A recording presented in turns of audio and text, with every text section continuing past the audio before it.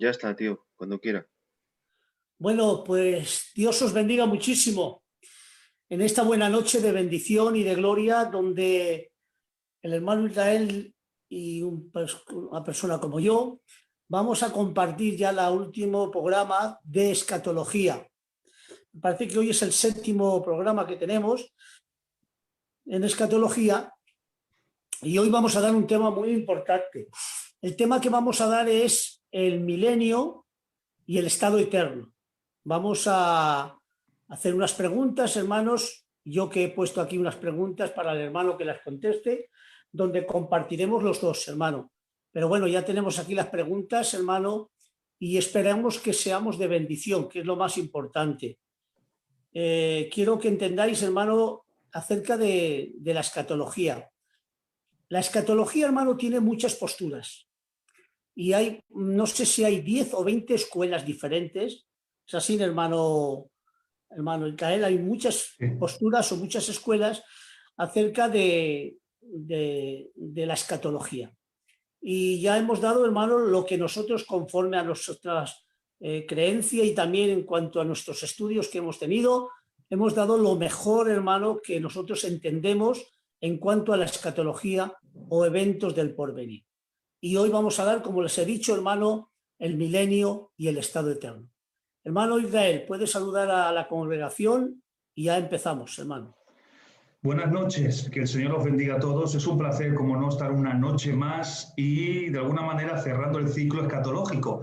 A grosso modo, como hemos ido conllevándolo el hermano Luis y yo, pero intentamos por lo menos acercar una de las doctrinas fundamentales al pueblo con la idea de compartir y que cada uno pueda servirse en el sentido espiritual de lo que necesite. Que Dios os bendiga en esta noche. Aleluya. Ya estoy sintiendo a Dios, hermano. La verdad es que vamos a tener un programa muy bueno y esperamos de ser de bendición para todos nuestros hermanos que nos siguen en sana doctrina. Y esto es una bendición de Dios. Vamos a ver, hermano, primeramente del milenio. Ya saben que el milenio es, ahora sin decirlo, la última dispersación. Ya saben ustedes que según el dispersacionalismo hay 7 dispersaciones: inocencia, conciencia, gobierno humano, promesa, ley, gracia y reinado milenial. Y hoy vamos a dar acerca del reinado milenial, hermano, y cómo Dios establece su reino que está prometido. Bendigo el nombre del Señor. Por tanto, la primera pregunta, ya que vamos a hablar del reinado milenial, pues vamos a hacer la primera pregunta a nuestro hermano Israel para que empiece ya la introducción. ¿Tiene el milenio relación directa con los pactos dados a su pueblo Israel? Claro que sí, hermano Luis y audiencia.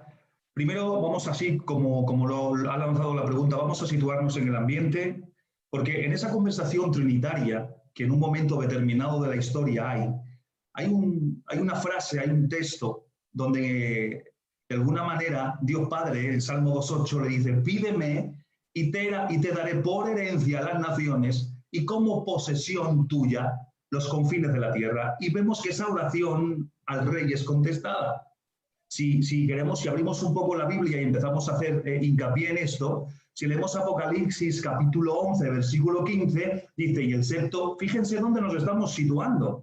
Estamos en la séptima copa. El séptimo ángel tocó la trompeta, mejor dicho, y hubo grandes voces en el cielo que decían: los reinos del mundo han venido a ser nuestro Señor Jesucristo y Él reinará por los siglos de los siglos. Y si ahora queremos también tirar un poquito de la cortina del Antiguo Testamento, en Daniel 7:14 dice: y le fue dado dominio, gloria y reino para que todos los pueblos, naciones y lenguas les sirvieran. Su dominio es dominio eterno que nunca pasará, y su reinado uno que no será destruido. Vemos que ya hay una profecía y hay una conversación trinitaria en relación a un reino milenial. Hay unas promesas, unos pactos que el Señor tuvo y lanzó y que se cumplieron en mayor parte en el estado terrenal de la casa de Israel, pero que tienen su magnitud o su explosión de cumplimiento en el reino teocrático de Cristo. Pero vamos a situarnos en materia, porque hemos estado dando muchas clases o acercándonos mucho en lo que es la escatología, Y si hacemos un resumen hasta ahí, hasta aquí, hasta este momento, vemos que la tierra ya ha sido limpiado por medio de los juicios, tanto para Israel, cuando estuvimos hablando en los 75 días de transición en el juicio para con Israel, y para las naciones, y solo van a entrar al milenio los salvos por gracia mediante la fe. Hay que también situarse en materia que en el inicio, antes de iniciarse el reino milenial, Satanás también es atado por los siguientes 1000 años. Por lo tanto, entendemos que el reino será una realidad. En Apocalipsis 11:17, hermano Luis dice, te damos gracias, Señor Dios Todopoderoso, el que es y que era y que has de venir, porque has tomado tu gran poder y has reinado. Y me llama la atención que la frase habla en un pasado concluido, porque está hablando en toda la eternidad de la esfera del propio Dios en relación con la segunda persona de la Trinidad. Pero, como has dicho y como tú me acabas de preguntar, el milenio claro que tiene una relación directa con los pactos dados a Israel. El primero de ellos, que es el pacto abrámico, vemos que en el cumplimiento y en el reino milenial las promesas están hechos respecto a la tierra que le fue prometida, a la descendencia, se cumplirá en la era milenial. En Isaías 10:21 dice, y el remanente volverá, el remanente de Jacob volverá al Dios fuerte, porque si tu pueblo, oh Israel, fuere como las arenas del mar, el remanente de él volverá, etcétera, etcétera. Entendemos muchos textos para hacer una base sólida y doctrinal. Por lo tanto, la perpetuidad de Israel, su posesión de la tierra, su herencia, en relación a las bendiciones, están directamente relacionadas con el cumplimiento del pacto, de este pacto en el milenio. Pero también hay un cumplimiento extensivo del pacto con David. Las promesas relacionadas con el pacto davídico, ¿cuáles eran las promesas? En relación y respecto al rey, al trono, a la casa real, también son cumplidas en el Mesías en la era milenaria. En Isaías 11, del 1 al 2, dice, y saldrá una vara del tronco de Isaí y un vástago retoñará de sus raíces. Y ya saben ustedes cómo sigue el texto. Por lo tanto, tenemos un montón de textos para entender que la magnitud de los pactos dados sí tienen su cumplimiento máximo en el milenio. Tenemos el tercero, que fue el pacto palestino.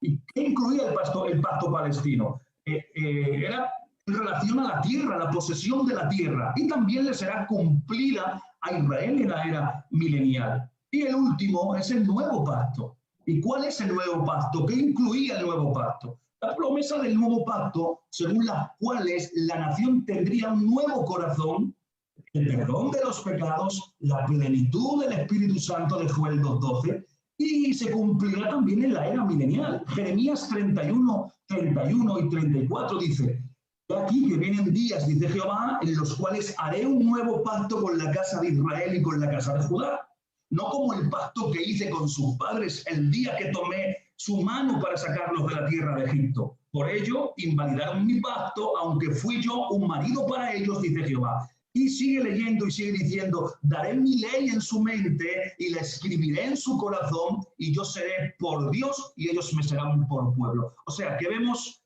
en la era milenaria, Luis, el cumplimiento de todo lo que Dios le prometió a la nación de Israel tendrá su totalidad de cumplimiento. Muy bien.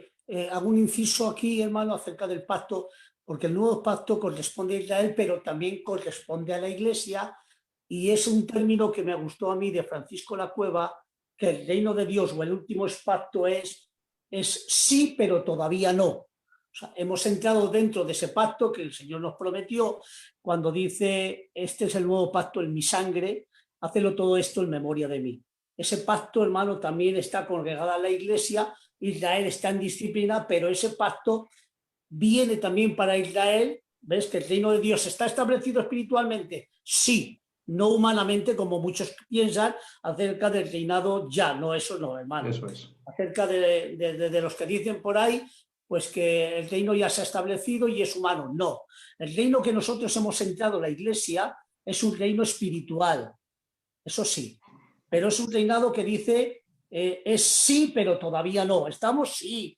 Tenemos el pacto de la Iglesia, sí, pero todavía no completo. El completo será en el milenio, donde se establece y se cumple también lo que ha dicho nuestro hermano Israel. Este es el inciso para que todos entremos, porque Dios nos dice en la Biblia, me encanta esta Biblia, o sea, la Biblia en Efesios cuando dice, este es el misterio escondido, que los gentiles son coherederos de la gracia, miembros del mismo cuerpo. Y hay otro texto también en Efesios cuando dice que Dios, rompiendo la pared intermediaria de dos pueblos, ha hecho uno solo. En Cristo no hay judíos ni escitas, ni bárbaros, ni libres, ni esclavos. En Cristo somos uno solo. Lo que pasa es que Israel está disciplinado, pero ese pacto también es para Israel, para establecerlo en el reinado milenial. Eso es. Eso es el inciso, hermano. Ya ves que estamos los dos ahí, aleluya. Bueno, vamos a ver la segunda pregunta, que también me encanta mucho. En relación a Cristo y el milenio, ¿qué nombres y títulos nos dan idea de su carácter y de su autoridad, hermano? Bien, de toda la nomenclatura que tiene Cristo, la segunda persona de Cristo en relación a toda la revelación escritural y la iluminación de la Biblia para con nosotros, hay nombres específicos que tienen que ver o tienen su desarrollo también en el estado milenial, en esa era milenial. Uno de ellos, que me llama mucho la atención porque tiene 4 acepciones, tiene cuatro maneras diferentes, es cuando se le llama el renuevo de Jehová. En Isaías 4:2 dice, en aquel tiempo el renuevo de Jehová será para hermosura y gloria. Será el fruto de la tierra para grandeza y honra a los sobrevivientes de Israel. Por lo tanto, el nombre del renuevo en relación con Cristo tiene 4 nombres diferentes, 4 acepciones que tienen que ver en el estado milenial. El primero, el renuevo de Jehová, que habrá de manifestarse de alguna manera plenamente al pueblo de Israel, ya restaurado y convertido, después del regreso del Señor en gloria. Por eso en Mateo 25:31 dice, cuando el Hijo del Hombre venga en su gloria y todos los santos ángeles con él, entonces se sentará en el trono de gloria. Por lo tanto, vemos una implicación intrínseca en este nombre. Y también tiene otra ramificación, también se le llama el renuevo de David. En Isaías 11:1 le dice, saldrá una vara del tronco de Isaí y su vástago retoñará de sus raíces. Y en Jeremías 23:5, aquí vienen los días, dice Jehová, en que se levantará a David renuevo justo. Por lo tanto, cuando está hablando del renuevo de David, eso es el Mesías que habla del linaje de David según la carne. Por eso en Romanos 1:3 lo manifiesta. Dice acerca de su Hijo, nuestro Señor Jesucristo, que era del linaje de David según la carne. Por lo tanto, habla de una manifestación en su gloria terrenal, pero como Rey de Reyes y Señor de Señores. Y tiene otro apartado más. No solamente se conoce como el renuevo de Jehová, ni el renuevo de David, también el siervo, el renuevo de Jehová, le llama Zacarías 3:8. Dice, escucha pues ahora Josué, sumo sacerdote, tú y tus amigos que se sientan delante de ti, porque son varones simbólicos. He aquí que yo traigo a mi siervo el renuevo. Esto es tremendo. ¿Por qué? Porque indica el carácter de obediencia al programa divino de Cristo. Y pasó la obediencia hasta la muerte y muerte en cruz, para después culminar en el estado de la exaltación y tomar el reino, había arrebatado para reinar el reino milenial que le fue dado a él. En esa conversación de pídeme y yo te daré por herencia todas las naciones de la tierra. Y el último, en relación con el renuevo, es el varón cuyo nombre es el renuevo. Zacarías 6:12 y 13 dice, y le hablarás diciendo, así ha hablado Jehová de los ejércitos, diciendo, he aquí el varón cuyo nombre es el renuevo, el cual brotará de sus raíces y edificará el templo de Jehová. Y aquí se enfatiza el carácter como hijo del hombre y postrer Adán. Y es el englomerado en relación al nombre del renuevo. Pero analizando el carácter y los nombres, también tenemos a Jehová de los ejércitos de Isaías 24:23. También es llamado tu Dios en Isaías 52:7. Jehová, justicia nuestra, en Jeremías 23:6, donde dice, en sus días será salvo Judá e Israel habitará confiado, y este será su nombre, el cual se le llamará Jehová, justicia nuestra. Esto es tremendo, hermanos míos. También se le conoce en Daniel 7:13. Miraba yo en la visión de la noche y aquí en las nubes se veía como el Hijo del Hombre que venía el anciano de días. Otro título. el Señor a secas, en Miqueas 4:7, y pondré a la coja como a la remanente, a la descarriada como nación robusta, y Jehová reinará sobre el Señor de los montes. Pero la versión antigua, traducida del hebreo, dice, y el Señor, haciendo énfasis a la autoridad de él como Señor. También en Daniel 7:24 se le llama el Altísimo, en Isaías 9:6, Daniel 3:25, el Hijo de Dios. Jehová, en un montón de textos, por no nombrarlos todos. Y hasta aquí estos nombres, estos primeros 9 nombres, son todos los nombres que muestran que Él reina y que es verdaderamente Dios. ¿Para qué esto? Para que el reinado se pueda llamar legítimamente una teocracia. Con esta autoridad, nomenclatura que él presenta, la Biblia, que lo presenta de esta manera, podemos hablar legítimamente de una teocracia en relación con Cristo, porque Él es Dios. Pero escúchenme, también se le llama en Isaías 11, del 1 al 10, la vara de Isaí, en Daniel 7:13, el Hijo del Hombre, el siervo en Isaías 42:1, y el tallo tierno en Isaías 53:2. Y aquí estos 4 nombres se usan para indicar la humanidad del Mesías y el derecho a gobernar sobre los hombres debido a su relación con ellos. Pero aún más, voy a profundizar más, porque la autoridad real del Mesías se indica en nombres tales como el Rey de Isaías 33:17, el Juez de Isaías 11:3 o Joel 3:1-2, el legislador de Isaías 33:22, el Mesías príncipe de Daniel 9:26 y 25 y 26, el príncipe de los príncipes de Daniel 8:25. Y aquí sí vemos el derecho al trono y los poderes reales relacionados con el tronco que se le atribuye a él. Amén. Muy bueno, muy bueno. Por eso ahí en el milenio Jesús será proclamado por fin Rey de Reyes y Señor de Señores. Ahora no se puede proclamar porque todavía las naciones no están, como dice la profecía, siéntate a mi diestra hasta que ponga a tus enemigos por estrado de tus pies, pero ya será proclamado Rey de Reyes y Señor de Señores. Qué bien. Eso es una bendición de Dios. Bueno, vamos a ver con la tercera pregunta. En el descenso de Cristo para inaugurar el milenio, ¿qué manifestación y qué obrará en base a esas manifestaciones de Cristo? Bien, esta es una pregunta interesante porque vamos entrando en lo que es en materia en relación con Cristo, presentándolo en el milenio y luego todas las consecuencias y todo lo que se envuelve, evidentemente a grosso modo, en escasamente el tiempo que estemos conversando, no vamos a poder desarrollar todo el tema en plenitud, pero sí vamos a aproximarnos porque es un tema extenso. Y tiene diferentes manifestaciones Cristo en el milenio. Una de ellas, voy a nombrar 4 y voy a intentar explicar. Una de ellas es que en su venida será manifestado como el Hijo de Abraham.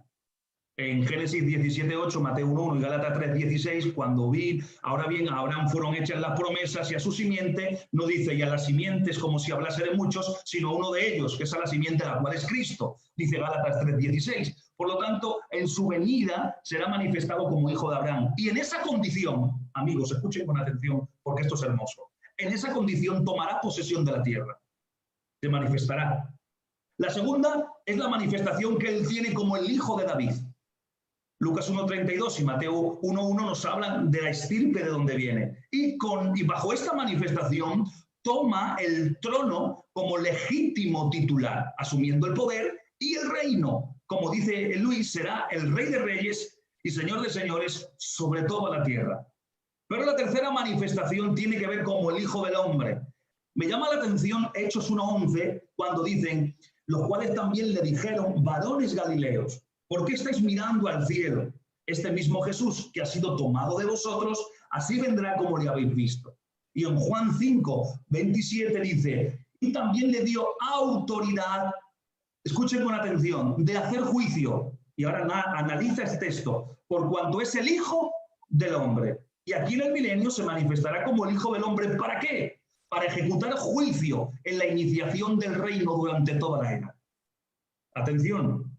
Y la cuarta manifestación tiene que ver como Hijo de Dios, y esto le permitirá que el tabernáculo de Dios esté entre los hombres. Resumiendo, en estas manifestaciones, Él hará las diferentes obras. Primero, como Redentor. Hará una obra como redentor. Segundo, como juez. Tercero, como galardonador de los santos. Cuarto, como maestro. Quinto, como rey. Sexto, como profeta. Séptimo, como legislador. Y octavo, como pastor. Con sustentos correspondientes, pero no vamos a leerlos mucho para no perder tiempo en la lectura de los textos. Adelante, Luis. Muy bien. A ver, ¿qué características espirituales tendrá el milenio? Ya vamos a entrar, ya hemos hablado de Cristo, Sí, ahora hablamos del milenio. Eso, ahora desarrollamos un poquito lo que acontece o cómo va a ser un poquito a la luz de la Biblia el milenio.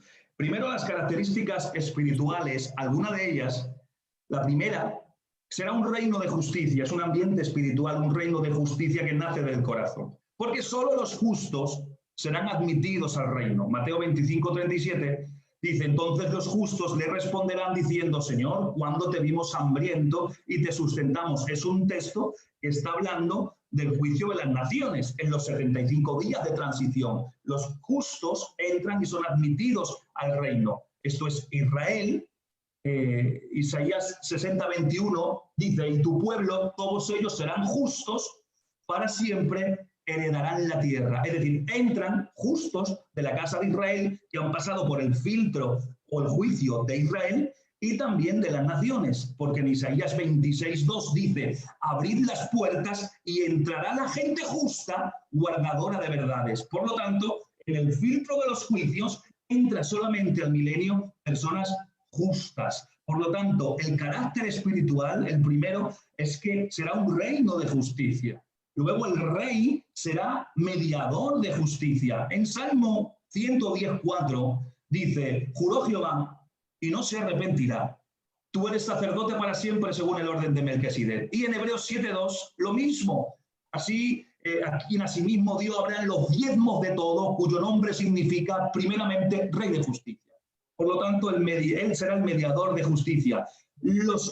La justicia en el milenio rodeará todos los actos que el rey haga o acontezca. Isaías 32:1 dice, he aquí que para justicia reinará un rey y príncipes presidirán el juicio. Otro más, también se le menciona un cinto de sus lomos y habla de justicia en Isaías 11:5, y será la justicia cinto de sus lomos y la fidelidad ceñida a su cintura. Y aún más, juzgará con justicia. Salmo 96:10. Decid entre las naciones, Jehová reina. También afirmó el mundo, no será conmovido. Juzgará a los pueblos en justicia. Esa es la primera característica. Pero hay otra característica, que será un reino de obediencia. ¿Y cuál es el propósito de la obediencia en el reino milenial, en el carácter espiritual? Que él sujetará para sí todas las cosas. Por eso en Efesios 1, del 9 a 10, dice, dando a conocer el misterio de su voluntad, según su beneplácito, el cual se había propuesto a sí mismo, de reunir todas las cosas en Cristo, en la dispensación del cumplimiento de los tiempos, así las que están en los cielos como las que están en la tierra. Por lo tanto, reino de obediencia. Otra característica es que será un reino de santidad. ¿Y dónde vemos la enseñanza de la santidad? En Zacarías 14, del 20 al 21, dice, en aquel día estará grabada sobre las campanillas de los caballos santidad a Jehová, y las ollas de las casas de Jehová será como los tazones del altar. Y toda olla de Jerusalén y Judá será consagrada a Jehová de los ejércitos, y todos los que sacrificaren vendrán y tomarán de ella y cocerán en ellas, y no habrá en aquel día más mercader en la casa de Jehová de los ejércitos. Es tremendo, esto es terrible. La cuarta, reino de verdad. Esto a mí me encanta, porque sabemos, Luis, que los hombres cambiaron la verdad de Dios por la mentira, según Romanos 1:25. Pero el Mesías pudo decir en un momento determinado de la historia, yo soy el camino, la verdad y la vida. Por lo tanto, habrá una completa manifestación de la verdad en el milenio, lo que establece aún más el carácter espiritual o la esencia de ese reino. Aún más, os voy a dar un texto que a mí me llena de gozo. La sede del gobierno llevará el nombre de verdad. ¿Quieren verlo? Lean Zacarías 8:3. donde dice, así ha dicho Jehová, yo he restaurado a Sión y moraré en medio de Jerusalén, y Jerusalén se llamará ciudad de la verdad. y el monte de Jehová de los ejércitos, monte de la santidad. Cuidadito, esto es terrible, esto es para llenarnos de gozo. El quinto será un reino de plenitud espiritual, el cumplimiento definitivo y pleno de Joel 2:28. Y habrá una manifestación evidentemente de Israel. Y eso sería el ambiente espiritual. Luis. Eso es una bendición. Ahora vamos al otro ambiente que nos dice, ¿nos puedes desarrollar ahora las características generales del milenio? Sí, aquí vamos a ir desarrollándolo poquito a poco porque yo creo que aquí es donde más vamos a intentar estar unos minuticos y vamos a hablarlo. Porque va a haber diferentes cambios políticos, religiosos, geográficos, va a haber muchos cambios en base a lo que ya ha ido pasando y el control que ha tomado Cristo. Yo voy a intentar hacerlo despacio y no a correr con la moto, ¿vale? Pero lo primero, una de las características generales, la primera de ellas, habrá radicalmente cambio político. Es decir, el alcance del reino, fíjense, el alcance del reino de Cristo, dice la Biblia que será de mar a mar. Ahora sitúense, visualicen un mapa y figúrense Israel, de mar a mar. Israel solo le baña un lateral, un mar. ¿De qué mar está hablando? ¿Hacia dónde llega su otro reino y dónde alcanza? Piensen un poco ahora, es de mar a mar. Dice Salmos 72:8, dominará de mar a mar y desde el río hasta los confines de la tierra. O sea, que el alcance, es decir, el cambio político en relación con Cristo será de mar a mar. Es una exageración para hablar de todo el mundo dentro del compendio real de Cristo en el milenio.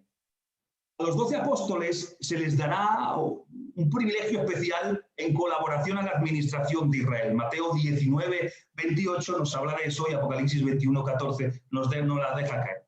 Habrá también, fíjense, porque voy a tocar algún punto que quizás no lo vamos a desarrollar, pero lo vamos a dejar para aplicarlo como doctrina dentro de la escatología. Habrá también comunión, Luis, y habrá armonía entre el cielo y la tierra, entre los que tendremos cuerpo glorificado y los que tienen cuerpo de carne y hueso que entran del milenio y conviven en el milenio, en la tierra. Porque hay que entender, esto hay que entenderlo, aunque después lo desarrollemos un poco o dando las diferentes posiciones. Hay que entender que cuando hablamos de Nueva Jerusalén, hablamos de la Nueva Jerusalén literal y física, que será el gobierno céntrico en la tierra, y cuando hablamos de la Nueva Jerusalén en el ámbito espiritual o celestial, habla de la Nueva Jerusalén, que es la habitación o el lugar que es preparado para todos los salvos que están con cuerpo glorificado. Eso hay que entenderlo también para llevar un contexto correlacionado en relación al tema explicado. Por lo tanto, habrá una comunicación y armonía entre el cielo y la tierra. Y los santos celestiales también reinarán, aquí esto me llama la atención, reinarán por encima de la tierra en la Nueva Jerusalén. En Hebreos 2:12, Apocalipsis. Eso es después. Esto es después, porque en Apocalipsis, otra pregunta. Sí, porque en Apocalipsis 5:10 lo dice, y en Romanos, bueno, después vamos a desarrollarlo. Pero Israel, mientras los santos celestiales reinan por encima, Israel reina en la tierra. Y el Salmo 45:9 nos dice, hijas de reyes, entra en tus ilustres, entra la reina diestra con oro de Ofir, y empieza a hablar y a desarrollar un poquito el tema. Luego, Israel también se establecerá como cabeza para todas las naciones. Israel toma un papel muy fundamental en el milenio porque se cumplen y se vierten todas las promesas nacionales, pactos nacionales que se han ido o que se le fueron dictaminados en toda la historia. Y el milenio es un esplendor en relación a la tierra en esa relación. Por eso Israel será establecida como cabeza de todas las naciones conforme al plan original de Dios para ese pueblo específico. De Deuteronomio 26, 18 y 19, Isaías 2 y Daniel 3, 29 desarrollan un poco el contexto. Luego, las grandes ciudades, quiero que vayan notando puntitos que vamos a ir soltando. Las grandes ciudades de Europa y de América estarán literalmente despobladas a lo largo del milenio. Las bestias de los campos andarán errantes entre las casas y edificios abandonados. Isaías 13, 19 dice, y Babilonia, hermosura de reinos y ornamento de la grandeza de los caldeos, será como Sodoma y Gomorra, a los que transformó Dios. Y Jeremías 53 dice, porque subió contra ella una nación del norte, la cual pondrá su tierra en asolamiento, y no habrá ni hombre ni animal que en ella more. Huyeron y se fueron. Y si sigues leyendo los diferentes textos, habla de, y allí morarán las fieras del desierto y chacales, morarán también en ella polluelos de avestruz, nunca más será poblada, ni se habitarán por generaciones y generaciones. Hablan de esas grandes ciudades en base a la siega de los ángeles, en base a los juicios y en base a toda la hecatombe que ha habido en la tribulación. Se hablarán lenguas diversas aún en el milenio, aunque haya un lenguaje unificado.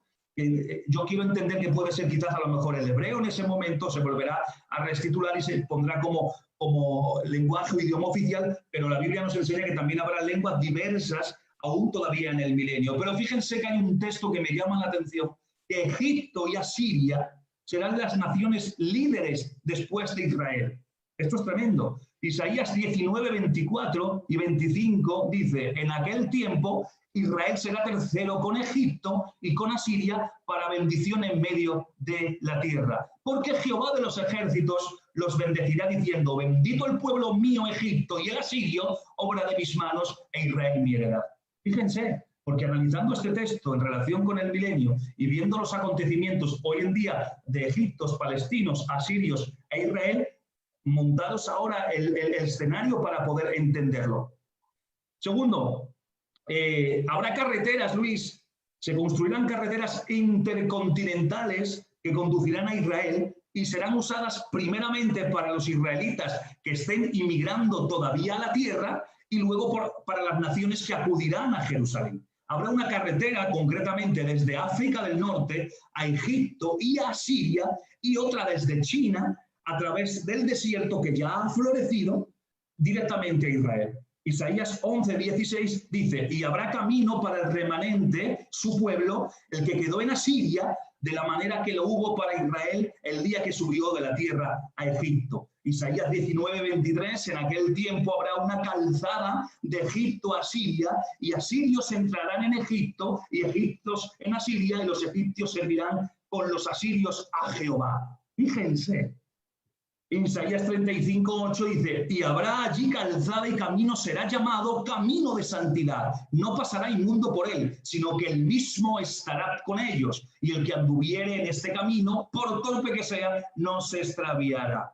O sea, fíjense, soltando textos para ver cómo lo maravilloso que va a ser el milenio. También en Israel se quitarán los cadáveres que han quedado de la matanza en los días de la tribulación.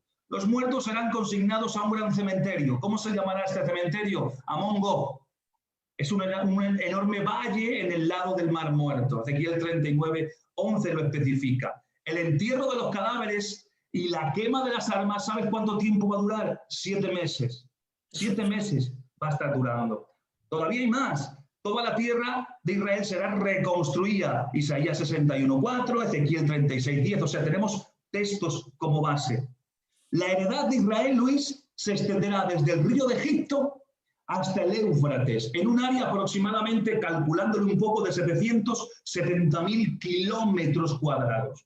El área al oeste del río de Jordán hasta el Mediterráneo será dividida en bandas paralelas de este a oeste para acomodar las 12 tribus conforme al proyecto original en Ezequiel 47, 13, 48, 35.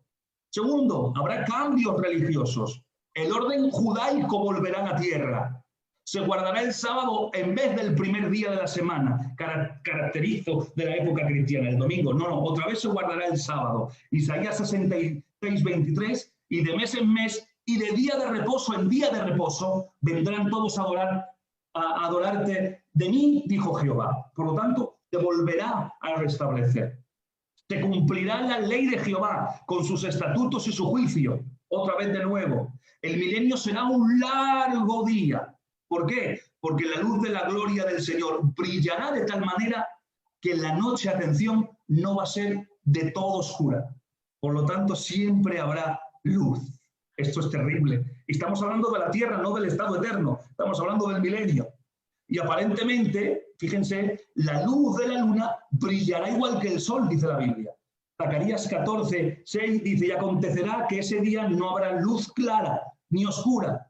Es decir, cuando habla de luz clara, habla de como que no hay, como apagada, es una expresión.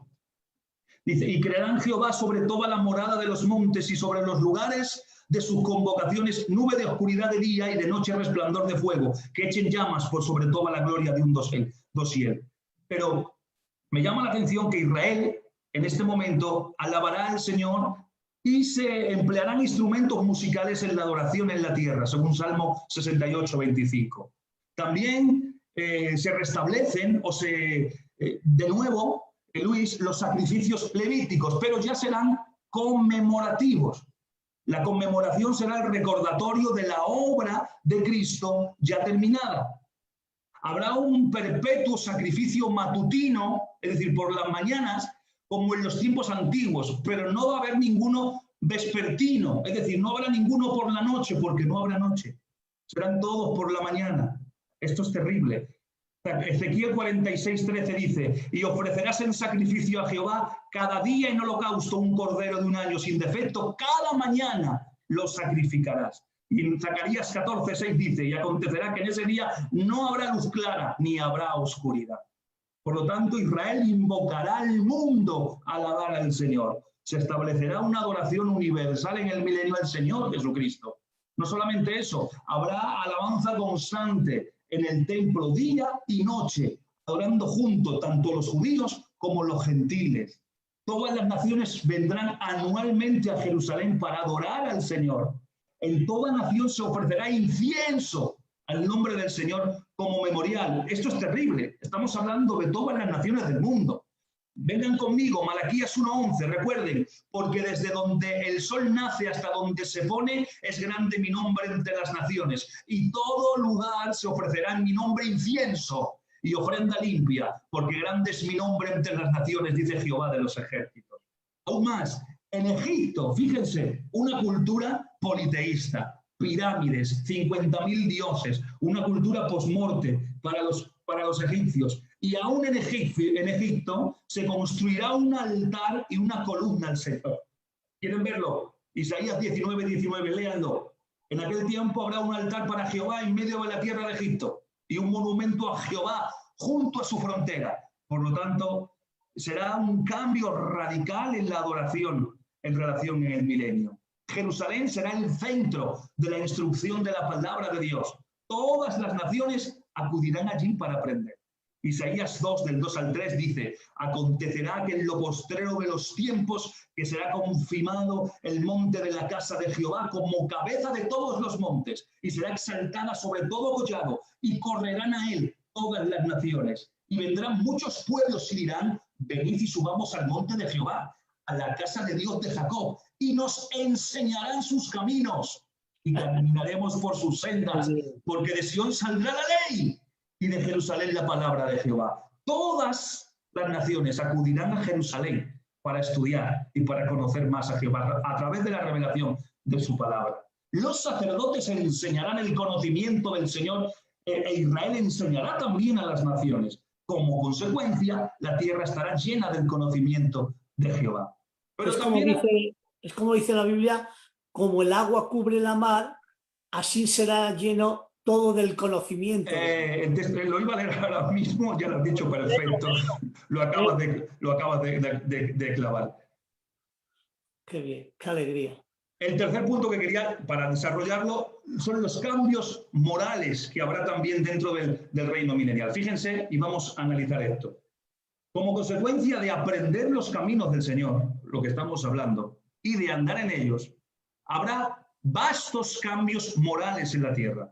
Cesará la corrupción, violencia, mentira, robo, blasfemia, etcétera, etcétera, etcétera. Porque cuando uno vive la palabra, no cuando uno conoce la palabra, sino cuando uno la hace experiencia personal en la vida de uno, cuando uno vive la palabra, entonces su conducta moral cambia porque vive en consonancia y con su pensamiento hilvanado, el pensamiento santo de Dios plasmado en la palabra. Por lo tanto, los cambios morales van a ser drásticos, van a ser de giros de 180 grados, o de 360, no, porque vuelves al mismo sitio, de 180 grados. Por lo tanto, la santidad está caracterizada en todo aspecto de la vida en Israel. Santidad al Señor, como he dicho en un texto más arriba, será escrita en las campanillas de los caballos. Pero es que aquí hay una profundidad que os la voy a regalar en este momento. Vamos a conversarlo juntos. Cuando habla en las ollas de la casa, o mejor dicho, cuando habla de la campanilla de los caballos, está representando la vida pública. Pero cuando habla de en las ollas de la casa, está representando la vida religiosa. Y cuando habla en las ollas de Jerusalén y de Judá, representa la vida en privado. Por lo tanto, la santidad estará en todas las áreas dentro del reino milenial. En Zacarías 5, 34 y 14, 11 nos habla la Biblia que no habrá necesidad de cerraduras ni de llaves, no habrá llaves ni cerraduras en el milenio. Eso es por la libertad y la tranquilidad de estar al cobijo del gran Dios Jesucristo. Cuando se manifieste el mal, y aquí lo voy a puntualizar así entre comillas, cuando se manifieste el mal,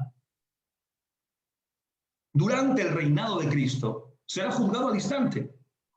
Aquellos que, entre comillas, pequen, lo harán sin un tentador, ya que en esa época Satanás está atado. Ahora fíjense este detalle que a mí, este detalle me parte.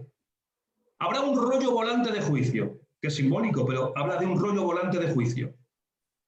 Y saldrá del Señor sobre la faz de la tierra y caerá sobre quien peque. Esta purga de pecadores sucederá todas las mañanas a lo largo de los 1000 años. Salmo 111 dice, no pondré delante de mí, de mis ojos, cosa injusta.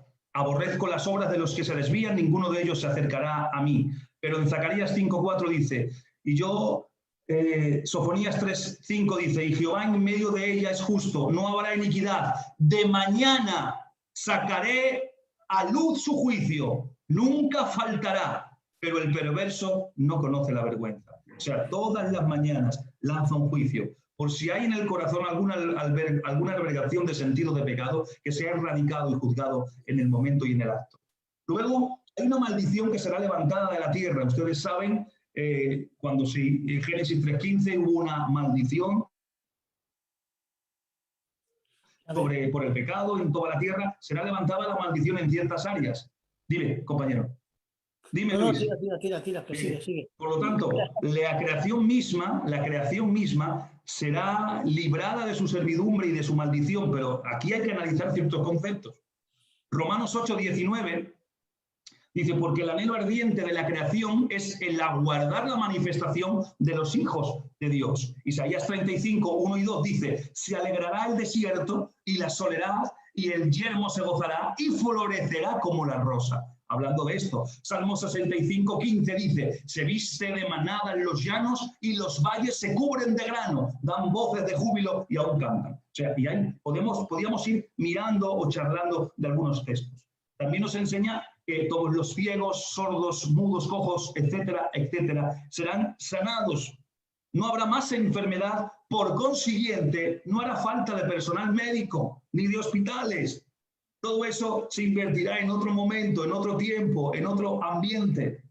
En el milenio habrá la longevidad conocida en los tiempos. Eso matízalo bien, porque mucha gente me ha preguntado que la edad ahí será para como los árboles. Matízalo bien eso. A ver, la Biblia no nos especifica, por lo menos yo no he llegado allí, y no me especifica un tiempo concreto y exacto. Sí entendemos que hay una longevidad, que los hombres empiezan de alguna manera a vivir, no como ahora 60, 70, 80 años y se acabó. No, ¿por qué? Porque hay un cambio genérico en la maldición que es levantada, desarraigada. Ojo, no se ha quitado la concupiscencia todavía a consecuencia del pecado en el que entra con cuerpo de carne. Escuchen con atención. Se ha quitado la maldición de la tierra, se ha quitado consecuencias en relación a la maldición, a la servidumbre, a la pobredumbre del desierto, etcétera, etcétera, etcétera, a la ferocidad de los animales, etcétera, etcétera, pero no a la concupiscencia del ser humano. El hombre que entra en el milenio, es cierto que entra justo, pero hay generación y generación, en 1000 años hay muchos nacimientos, y esos nacimientos que nacen tienen una concupiscencia porque no tienen un cuerpo glorificado. Han vivido bajo una etapa de reino, de justicia, de paz y de fidelidad a Dios, entre comillas, pero no ha habido un tentador porque está atado que estimule ese deseo ardiente que lleva nuestro miembro por consecuencia de pecado y de caída. Por lo tanto, cuando es arraigada la maldición, en este caso, en relación con la tierra, también es quitada el límite de la edad del hombre que muere y envejece antes. ¿Por qué? Porque la climatología de hoy afecta a nuestro envejecimiento, anticipa nuestro envejecimiento, pero en tiempo del milenio, donde dice que el sol brillará 7 veces más y la luz de la luna será como la del sol, y eso produce un aumento agrícola, produce que los desiertos empiecen a florecer, el cambio sísmico, el cambio geográfico que ha habido del movimiento de los continentes, que ha abierto ríos donde no los había, ha achacado y aplanado montañas donde estaban altas, y todo el englomerado que hay, eso facilita a que el hombre envejezca menos, como los antidiluvianos. Ya había pecado en tiempos de Noé, pero ¿por qué tardaban en envejecer? ¿Por qué vivían 100, 200, 300, 400, 500, 900? ¿Por qué? Porque no había llovido. O sea, que el huerto, la tierra en aquel momento era una especie como de cámara hiperbárica. ¿Y qué es una cámara hiperbárica? Donde uno entra, el oxígeno es mucho más puro, se oxigena mejor la sangre, las células llegan mejor y entonces el cuerpo tarda en envejecer más porque está más oxigenado, hay menos oxidación y eso produce que haya un proceso más lento en el envejecimiento. Eso pasaba en tiempos de Noé, porque no llovía y era como un tipo de cámara hiperbárica, es un ejemplo que pongo. Pero cuando se rompen y empieza a llover, el hombre empieza a respirar más rápido, entra la oxidación y entonces el cuerpo envejece antes. Eso en el milenio, es decir, eso en el milenio se vuelve a repetir. De alguna manera el Señor, por el cambio, el movimiento del eje de la Tierra, hace que esté de una manera más inclinada en relación con el Sol, que el Sol alumbre 7 veces más de lo normal. Por lo tanto, eso provoca que el cuerpo tarde menos en envejecer y por eso durarán muchos años dentro del milenio. Luis, ¿era ese matiz o algún matiz más? Sí, luego, por ejemplo, tenemos un texto que vale, yo lo pongo para dos formas, ¿no? Me llama la atención que dice que había en el árbol de la vida, que es un simbolismo porque el árbol de la vida es Cristo, aunque el del huerto del Edén era literal, ese no, el del cielo no es literal, y dice que las hojas eran para sanidad de las naciones. Si todas nuestras medicinas vienen de las plantas y todo esto, ¿qué nos será las hojas en la misericordia que les producirá una largura también de años por la perfección de la renovación del mundo y la misericordia sobre esas naciones que amaron a Dios, que aceptaron el mensaje y entraron dentro del milenio? Eso lo veo yo muy perceptible y lo veo muy auténtico. ¿Cómo lo ves tú, Israel? Sí, es que hay que entender los conceptos. A veces nos quedamos atascados en un pensamiento, porque quizás o es el pensamiento que siempre se ha dicho, o es un pensamiento que nuestra conciencia, nuestra mente puede entender. Pero la Biblia a veces te rompe los esquemas pensativos que tú tienes, te hace ver otra realidad, no alternativa, sino una realidad bíblica que a lo mejor no la hemos visto o no se ha dado esa iluminación. Pero como venimos diciendo, esa remoción de la maldición también afecta, Luis, los cambios en el reino animal, no solamente en la humanidad, sino en el reino animal. Porque cuando es levantada la maldición de la tierra, Dios hará que sean cambiados los instintos salvajes de la creación inferior. El lobo y el cordero dice que apacentarán juntos. Los niños no sufrirán daño jugando con leones ni con serpientes. Los hombres podrán dormir en los bosques sin peligro. O sea, Isaías 11, Ezequiel 34, 25 nos hablan de esto que os estamos comentando. Los carnívoros tendrán una dieta diferente. Dice que el león comerá paja con el buey. Isaías 65, 25. Se les va a cambiar hasta la dieta. No habrá más caza. Ojo, que no habrá más caza, ya no habrá, dice en Oseas 2:18, fíjense qué texto más hermoso. En aquel tiempo haré para ti pacto con las bestias del campo, con las aves de los cielos y con las serpientes de la tierra, y quitaré de la tierra el arco y la espada, guerra y te haré dormir segura. Es decir, no habrá caza, no habrá necesidad de eso. También habrá cambios agrícolas, como he dicho. También como consecuencia de ese levantamiento de la maldición, la fertilidad aumentará en gran manera. Y como decía Luis, si hoy todas las medicinas se basan su base en plantas medicinales, pero que están tocadas por la maldición, que no tienen todo su fervor. Imagínense esas plantas medicinales en un milenio donde no hay maldición ni servidumbre en relación a la creación. Es impresionante, quizás no llegamos a pensarlo tal cual. También la agricultura prosperará, Luis. La tierra producirá como nunca antes lo había hecho. Salmo 65, 5, Isaías 7 o Isaías 27, o incluso Zacarías 3:10. Nos hablan de que mientras unos están cosechando, otros vienen por detrás, porque habrá tanto aumento que no darán abasto, como en la barca. Vente que me tienes que ayudar con los peces. Igual no habrá, porque habrá una prosperidad y una productividad que será increíble. Aún más, por debajo del templo, dice la Biblia, que fluirá hasta Jerusalén, fluirá hasta Jerusalén un río. Habrá un río nuevo, con aguas sanadoras. Tendrán dos salidas, al este, al Mar Muerto, y al oeste, al Mar Mediterráneo. Tendrá dos salidas.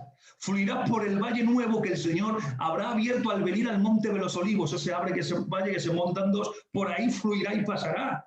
Y este río traerá salud y enriquecerá la tierra. Esto es terrible, hermanos. Esto es increíble. No habrá maleza ni espinos. Escuchen bien porque esto es terrible. No habrá maleza ni espinos, que son señales de la maldición cautiva de la tierra.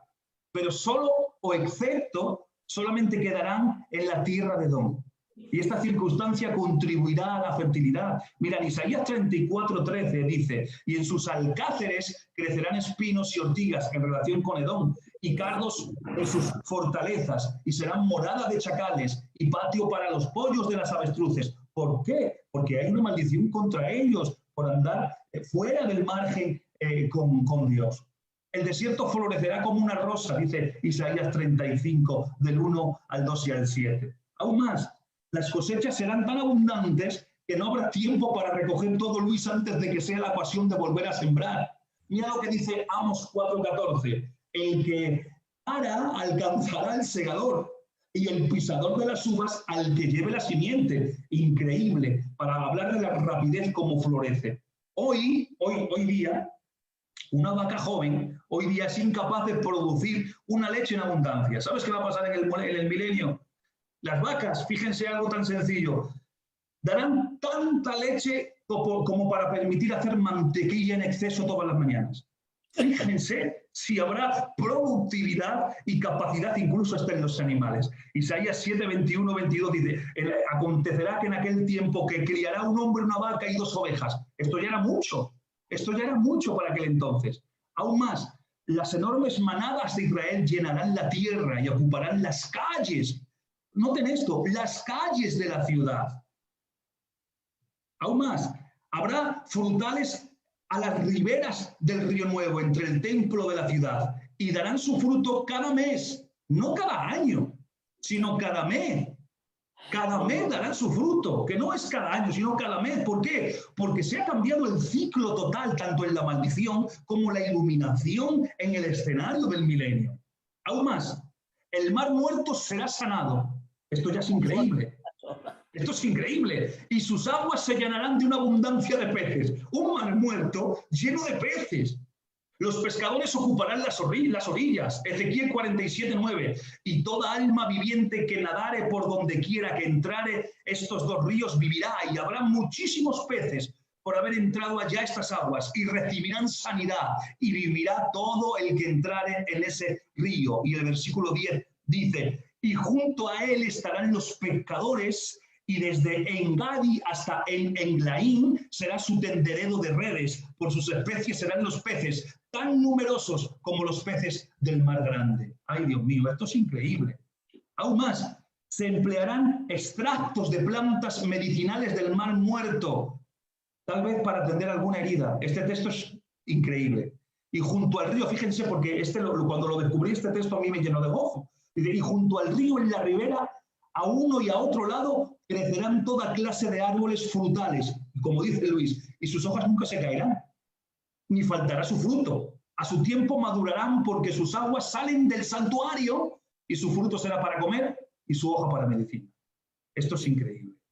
En medio de tanta abundancia, evidentemente no habrá pobreza. Habrá provisión para el menesteroso, para el huérfano y la viuda. Salmo 132:15. Bendeciré abundantemente su provisión y a sus pobres saciaré de pan. No habrá menesteroso en el reino milenial. Con todo esto, la tierra de Edom, como he dicho, yacerá en desolación perpetua a lo largo del milenio. Sus campos estarán cubiertos de espinos. Será recordado o será un recordatorio constante para todas las naciones por las consecuencias de aborrecer al Señor y su pueblo. Aún más, he analizado y he visto que las estaciones del año, primavera, verano, otoño e invierno, sí van a permanecer, seguirá el ciclo, pero de una manera tal cual en su sitio y en su ciclo para la productividad en total. Aparentemente el sol dice que brillará 7 veces más intensamente. Posiblemente esto explica en parte las cosechas abundantes. Y ya para ir ya terminando y dar paso a otra pregunta, también habrán cambios económicos. Otra consecuencia de haber sido levantada la maldición será que el comercio y las condiciones económicas sufrirán un gran cambio. Habrá un comercio, pero siempre el comercio será promover el servicio al Señor. Isaías 23, 17 dice: y acontecerá que el fin de los 70 años visitará Jehová a Tiro y volverá a comerciar y otra vez fornicará con todos los reinos del mundo sobre la faz de la tierra. Pero el versículo 18 dice: pero sus negocios y ganancias serán consagrados a Jehová. Todo será como objeto directo a Jehová. Pero también habrá cambios topográficos. La topografía del planeta será modificada radicalmente. Si estuvisteis cuando estuvimos hablando de los hecatombes que habrá en la tribulación, eso dejará un escenario totalmente diferente a como hoy conocemos los continentes. Brotarán ríos nuevos. Isaías 30:25, 35:6-7 nos hablan que brotan ríos nuevos. Y ahora fíjense, todavía más grande, porque se habrá secado el Nilo, se habrá secado el Éufrates y el río de Egipto. Escuchen con atención, lo que hoy son iconos quedarán secos. También se habrá secado, según el texto tal cual, la lengua del Mar Rojo. Probablemente esto puede ser la entrada izquierda a la que Israel cruzó en su salida a Egipto. Probablemente. Isaías 11:5 dice: y secará Jehová la lengua del mar de Egipto y levantará su mano con poder de su espíritu sobre el río. Esto es increíble. Esto es increíble. Y ya termino. Y algunas montañas y valles serán aplanados. Tal vez como consecuencia que el Señor haya sacudido la tierra con terremotos, volcanes y otras catástrofes naturales. Vaya, lo he intentado lo que he podido, Luis. Sí, es un reinado, por así decirlo, como el huerto del Edén, de nuevo, hermano, en un sistema más grande, y encima Jesús allá gobernando con nosotros en vivo y en directo. Esto es increíble. Va a ser lo más maravilloso, ¿no? Increíble. Tener a Cristo ahí, hermano, y ya cumplir la profecía que le prometió Dios al Mesías: siéntate a mi diestra hasta que ponga a tus enemigos por estrado de tus pies. Pero esto va a terminar en el milenio, a los 1000 años. Satanás será suelto, engañará a las naciones, no a todas, dice específicamente a Gog y a Magog, y dice que se levantaron estas naciones que fueron engañadas, a muchos hombres, en la llanura, hermano, para pelear contra Jerusalén y contra su Cristo. Y nos dice la Biblia que descendió fuego del cielo, los consumió a todos, y dice: y Satanás fue lanzado al lago de fuego donde estaba el falso profeta y el anticristo. Esto ya se termina, el milenio. Ahora, al terminar el milenio, empieza el juicio del gran trono blanco. En el juicio del gran trono blanco se presentan todas las naciones, no estas, sino todo el mundo, para presentarse. Pero esa resurrección es para condenación. Hay una resurrección, por eso dice la Biblia: bienaventurados los que tuvieron parte en la primera resurrección, que es la nuestra. La segunda muerte no tiene parte con ellos. Pero los que resucitan ahora, cuando dice: y la mar entregó los muertos, el sepulcro entregó los muertos, y la muerte entregó sus muertos.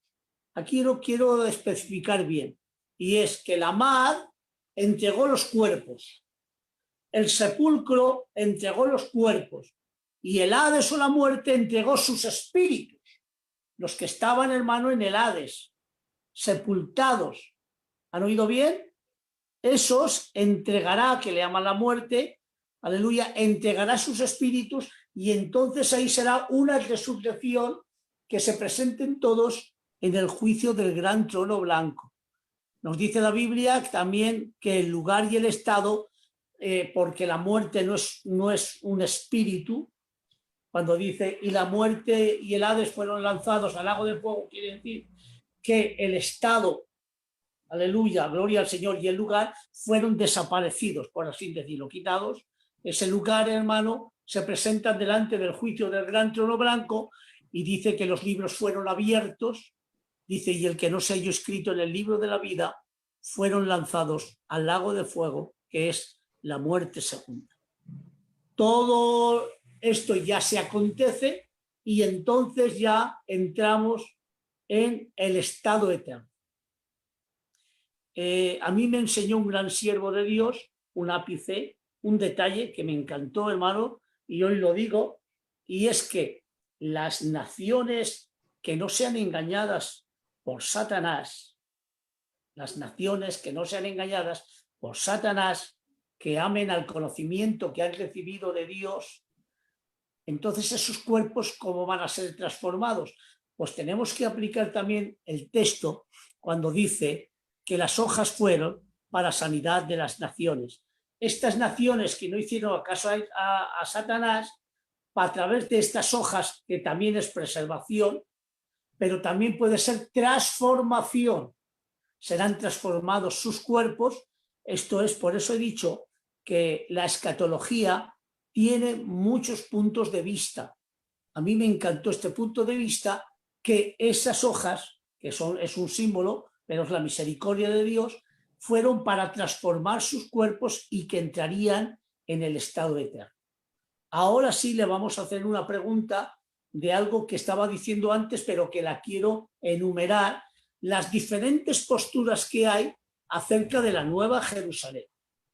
Entonces, en relación a la Nueva Jerusalén, ¿cuál es su situación durante el milenio y el estado eterno? Quiero que me digas las diferentes posturas que hay, si la Nueva Jerusalén va a estar en el milenio, va a estar en el estado eterno, ¿cómo va a ser? Dime las diferentes posturas, hermano. Adelante. Bien, hay dos posturas concretamente, aunque el enfoque doctrinal en relación a escatología está asentado en la doctrina en relación a lo que estamos hablando, a la doctrina pretribulacional y a esta escalera o a esta línea eventual del tiempo escatológica que hemos estado tratando.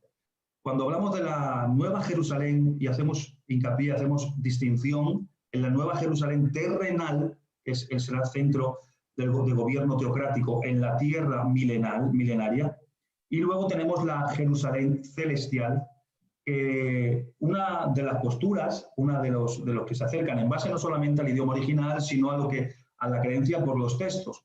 Cuando habla de la Nueva Jerusalén, Luis, en relación a la Nueva Jerusalén celestial, hay tres textos en el libro de Apocalipsis donde se habla que se ve descendiendo. En Apocalipsis 3:12, ya al inicio, se ve descender la Nueva Jerusalén. En Apocalipsis 21:2 y 21:10. Habla de la Nueva Jerusalén y en las tres posiciones habla de descendiendo. Pero quiero analizar aquí, como siempre hago, aunque hoy no lo he hecho, pero ahora sí, es una palabra que tenemos que analizar en su idioma correcto, en su idioma original, el griego bíblico. Saben que es una herramienta de interpretación que usamos y que yo creo que es una de las herramientas más fieles al texto bíblico en su esencia. El verbo que estos tres textos griegos presenta, los tres textos por completo, es el verbo griego katabainousan. Esta palabra viene del lema katabaino, por si lo quiere usted buscar en un diccionario.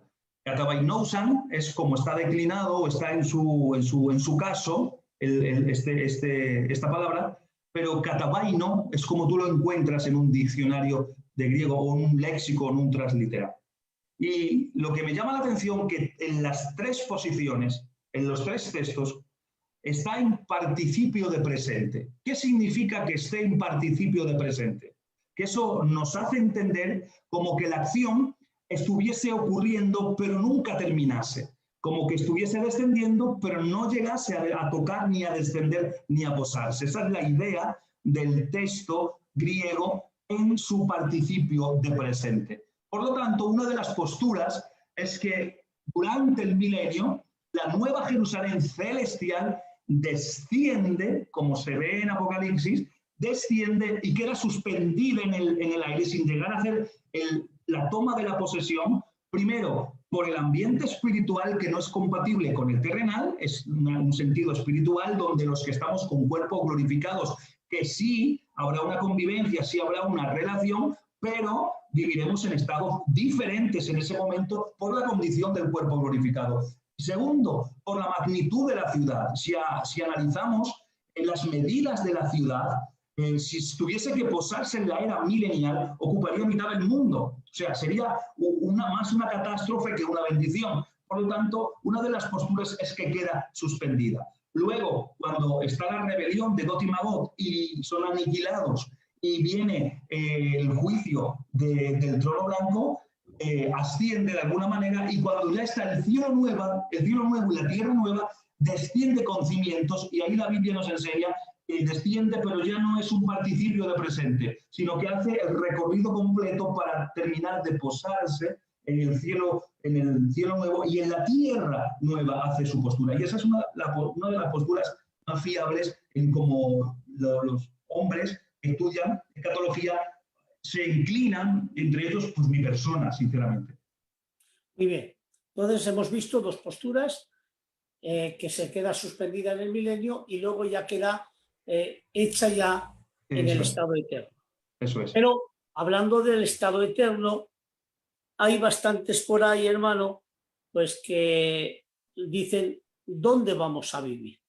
Eso es. ¿Cuál va a ser el lugar de nuestra habitación? Tú sabes que hay tres posturas y quiero que me las digas las tres. Una es el cielo, que es la que menos tira. El cielo no. Otra es que esta tierra va a ser renovada. Y otra es, hermano, cielo nuevo y tierra nueva. Vamos a analizar las tres posturas, Israel, y enséñanos las tres posturas y con cuál te quedarías tú, y luego yo te digo con quién me quedo yo. Vale, perfecto. A ver, como estamos compartiendo, ponemos lo que consideramos que está ahí, pero cada uno, como he dicho al principio, toma lo que necesite en el sentido espiritual.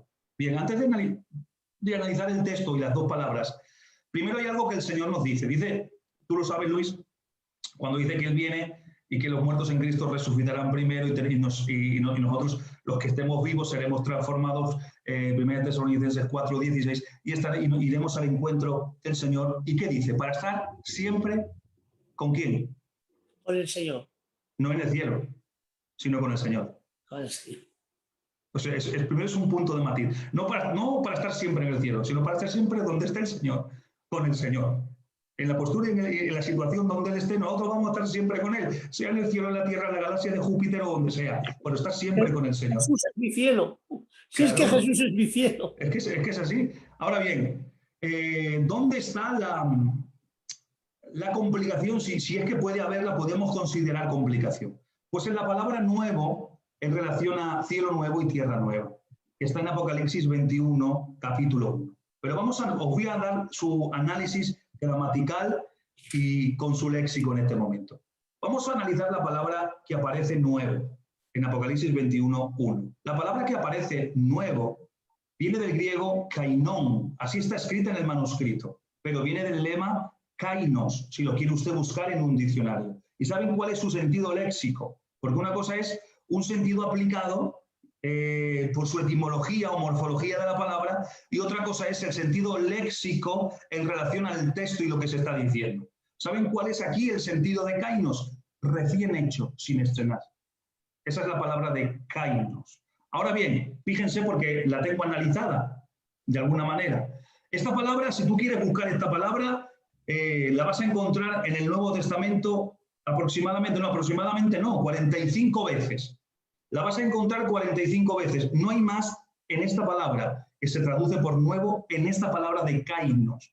Ahora bien, os voy a aplicar los conceptos en cuáles aparece en su sentido. 16 veces aparece como nuevo, pero como una especie no vista antes. Esa no se aplica al texto.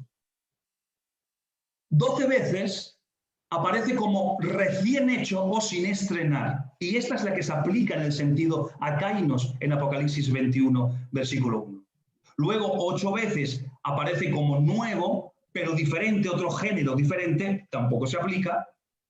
5 veces aparece nuevo, pero sin efecto, es decir, como que tú compras algo nuevo y lo guardas en un sitio y nadie lo usa. Y pasa el tiempo, lo sacas y sigue estando nuevo. A eso se refiere, no se aplica en este texto. Y solamente una vez se habla o se aplica en forma de nuevo o de otra cosa diferente. Pero aquí es la única vez que aparece como un adverbio. En las otras 4 siempre aparece como adjetivo. Por lo tanto, la palabra kainos habla de recién hecho, sin estrenar. ¿Cuál es la postura a la cual yo me agarro usando la herramienta de interpretación, el lenguaje original y el contexto de su sentido léxico, que el cielo nuevo y la tierra nueva no habla de una transformación o renovación, no, si no, no se usaría esta palabra, sino que habla de algo nuevo sin estrenar, algo completamente preparado y adaptado para que la nueva Jerusalén ya no quede suspendida en el aire, sino que sus cimientos sean y se posen en ella y vivamos por siempre. ¿Cómo? No sabemos, no tenemos revelación, pero sí sabemos algo, que vamos a estar siempre con el Señor. Y eso para mí ya es suficiente. Sí, eso es. No obstante, muchas veces se han preguntado muchos, ¿cómo va a ser la Nueva Jerusalén? O siempre no tenemos que ver ciudad, sino lugar de habitación con Cristo. Nuestra habitación con Dios. Eso tendríamos que hablar más. Porque ¿cómo va a ser el estado eterno? No tenemos capacidad humana para saber cómo va a ser el estado eterno. La Biblia nos da 4 pinceladas, pero muy poco. Lo que sí podemos saber es que lo que nos espera es lo que dice nuestro hermano Pablo en 2 de Corintios, que no ha subido a corazón de hombre. Eso sí que podemos decir. Y que él también repite que las aflicciones del tiempo presente no son ni comparables con la gloria venidera que en nosotros se ha de manifestar. También tenemos otro relativo, que lo que enseñó de alguna manera a Juan de la Nueva Jerusalén, las calles de oro, el mar de cristal, eso es una pequeña comparación, pero no va a ser así. Eso te lo aseguro, no va a ser así, porque esa Nueva Jerusalén Dios la tiene que adaptar para que lo entendamos a nuestra mentalidad humana. Y le dijo cojo un texto que me encanta de Nicodemo, que le dijo, si te hablo las cosas terrenales y no las entiendes, ¿cómo te hablaré de las celestiales? Entonces, si Pablo no pudo expresar todo lo que nos está guardando Dios, que no marchó a preparar morada, porque ya están hechas, lean capítulo 14 de Juan, sino a preparar lugar, no moradas.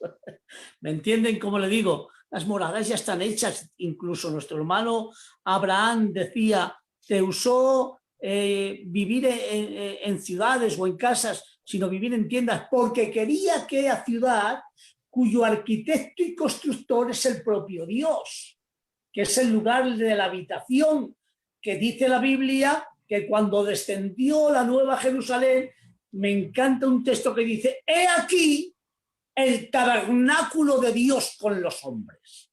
Ay, Dios mío, será una bendición de Dios, enjuagará todas las lágrimas. Y dice la Biblia que los cogerá, hermano, aleluya, y los mimará, gloria al Señor, y enjuagará toda lágrima. Y como una madre consuela a su hijo, así yo os consolaré. Dios mío de mi vida, yo quiero estar ahí, hermano, porque el lugar de mi habitación es Cristo. Yo siempre digo que Cristo es mi herencia, mi lugar, mi ciudad, es mi premio, es mi gloria. Eso es, hermano. ¿Qué decía Pablo? No pretendo el haberlo alcanzado, pero una cosa hago. Me olvido de lo que queda atrás y me pongo hacia adelante, al prósigo blanco. ¿Cuál era el prósigo blanco? ¿Cuál era su meta? Dice, a ver si puedo asir por aquel que fui asido. A ver si puedo abrazar por aquel que fui abrazado. Por tanto, la meta de Pablo era Cristo. Dice, a ver si... Gloria al Señor. Y esto a mí me encanta, hermano, gloria al Señor. Pero también quiero decirles para que ustedes entiendan. Entonces, Dios se tiene que adaptar a nuestra mentalidad humana. ¿Y qué coge? Pues las piedras preciosas más grandes y más hermosas que hay en este planeta para comparar de alguna manera los escombros del cielo. Los escombros del cielo. Bueno, eso va a ser tremendo, ¿no? Y tiene que compararlo. Yo siempre pongo un ejemplo para que ustedes entiendan que Dios se tiene que adaptar a nuestra capacidad humana, que es muy limitada, finita y pequeña. Imagínate que yo voy a predicar a un gitano, pues que toda la vida ha sido tratante de ganado, que siempre está con su cuadra, que tiene sus 8 o 10 yeguas, me encanta decirlo, y siempre está, pues es su vida, comprando y vendiendo yeguas, tiene sus ganados, tiene todo. Y ahora voy allá y les predico. Y cuando le predico, él me puede decir una expresión, oye, ¿cómo es el cielo que quiero estar? No le voy a decir el mar de cristal, las calles de oro, y te va a decir, yo no quiero estar allá porque quiero pajentar a mis yeguas. Porque la delicia de él son sus caballos y sus yeguas. Pero tengo que adaptarme a su mentalidad y ahora le tengo que decir, bueno, pues el cielo va a ser como que usted tiene no 10, sino 50 yeguas, con las mejores cuadras que hay, con las mejores hierbas que hay, que yo entiendo de hierba porque he segado y mi padre era tratante, y le empiezo a expresar según su mentalidad. Y cuando me está escuchando este gitano esto, se le salen las lágrimas y dice, yo quiero estar ahí, porque tengo que adaptar a su mentalidad. Pues bueno, Dios tiene que adaptarse a nuestra mentalidad finita y pequeña para poder que nosotros entendamos un poquitín de lo que va a ser el cielo, hermano. Y esa nueva Jerusalén, y ese lugar de habitación, y esa gloria nueva, esa bendición nueva que nos espera en el estado eterno con todos nuestros seres queridos. Eso va a ser magnífico. No ha subido a corazón de hombre, hermanos. O sea, ni por lo más remoto tienes la imaginación de lo que Dios ha preparado para aquellos que le aman. Tengo también otra pregunta que es un poquito extra. Esto es un extra, ya hemos hablado. ¿Quieres expresar algo más del estado eterno o algo así, hermano? No, porque lo que has matizado perfecto. Eso sí, que tiene que entender la audiencia que en escasamente hora y media o así no podemos desarrollar, nos dejaremos muchas cosas por el camino, pero más o menos para dar una aproximación dentro del estado eterno, como has mencionado, y del reino milenial. Eso sí, por lo menos porque yo creo que quedarán muchas lagunas, pero hacemos lo que el tiempo también nos permite. Eso es. Bueno, vamos a ver las posturas que hay, porque siempre me han preguntado sobre esto. ¿Qué nos puedes decir? Vamos a compartir entre él y yo diferentes posturas sobre los 24 ancianos, ¿verdad? Porque también entra dentro del estado eterno los 24 ancianos. ¿Qué postura me puedes enseñar de alguna manera? Adelante, hermano. Bien, yo te voy a dar la postura que yo suelo adoptar, ¿vale? El que tomemos una postura no significa que estemos haciendo una tesis doctrinal para un doctorado y que eso tengamos que canonizarlo y crear una estampita con un santo para que todo el mundo crea lo que nosotros decimos. No, no es así. ¿Vale? Es una postura que estamos intentando hablar lo que comúnmente la gente se va volcando en relación a la iluminación que nosotros tenemos. Hablar de los 24 ancianos, como ha dicho el hermano Luis, hay diferentes ópticas de visualización para poder llegar a un punto en común.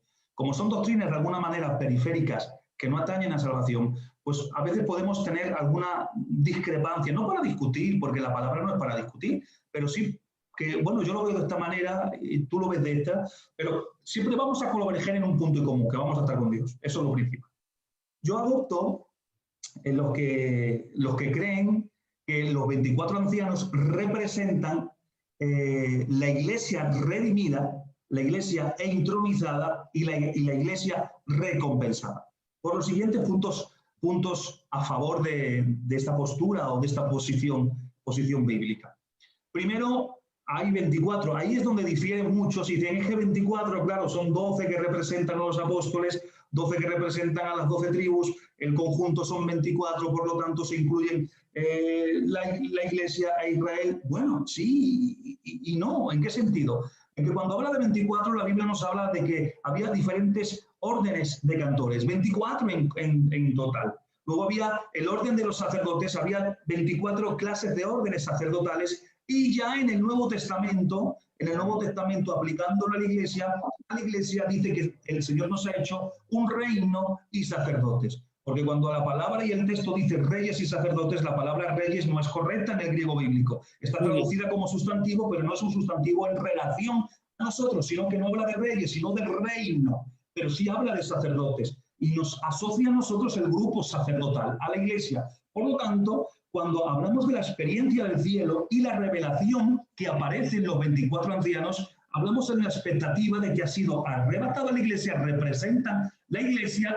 con la iglesia todos los que son salvos, evidentemente, y que son recompensados. ¿Por qué? Porque dice que están entronizados y hay promesas para la iglesia, aquel que venciere, yo le sentaré conmigo en mi trono, etcétera, etcétera, etcétera. Pero lo más fuerte de esta postura es que están entronizados con diademas, con coronas.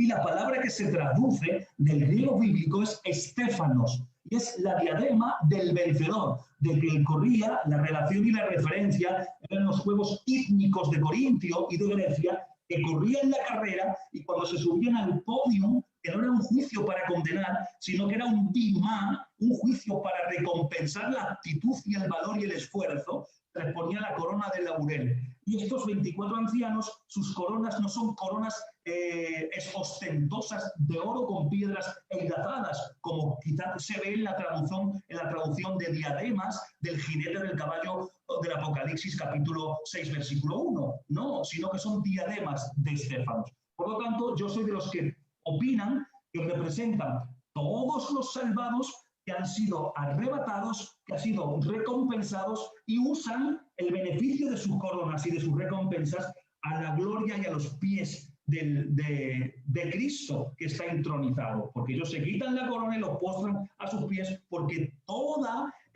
recompensa para nosotros, toda recompensa en el juicio de galardones o en el bimá de Cristo, tiene que ver y únicamente y exclusivamente es para seguir dándole la gloria al servicio de Dios. Y esa es la postura que yo lanzo para que el hermano Luis también comparta la otra postura que está en la creencia. Sí, hay otra postura, y la voy a lanzar yo también, hermano. Ustedes se queden con la que más vean. ¿Es así? Aunque las dos no difieren en apenas nada. Lo que sí sabemos es que no son seres, eso no, sino son gente, personas que están redimidas y que solo pueden hacerlo ellos. Incluso ustedes saben que los ángeles no saben cantar, aunque a veces digamos que cantas como los ángeles. Pero la Biblia no nos enseña que los ángeles cantan, sino que la canción de los redimidos va a ser solo exclusivamente para los salvos. Ahí está. Entonces, hermano, la otra postura es, como has dejado un pequeño decir, es que es toda la gente salva desde Génesis a Apocalipsis, representando lo completo, como ha dicho, los 24 órdenes, los 24 coros, es algo completo, 12 y 12. Donde también hay un detalle también, y es que la Nueva Jerusalén está compuesta primeramente por 12 fundamentos, que lo dice textualmente, donde dice que son los 12 apóstoles, que es el fundamento de la salvación, está escrita por los apóstoles de salvación, por tanto la cruz es retroactiva y retrospectiva, y está en el fundamento de apóstoles, que es los cimientos de la Nueva Jerusalén, y que las 12 puertas de la Nueva Jerusalén están los 12 patriarcas, donde nos comunica de alguna manera simbólicamente que la salvación viene por los judíos, que bien lo dijo Cristo en la conversación con la samaritana. Por tanto, ahí también vemos 24 en su contexto. Pero tanto la postura que ha dicho Israel como la nuestra no son seres creados, sino son gente redimida por Cristo.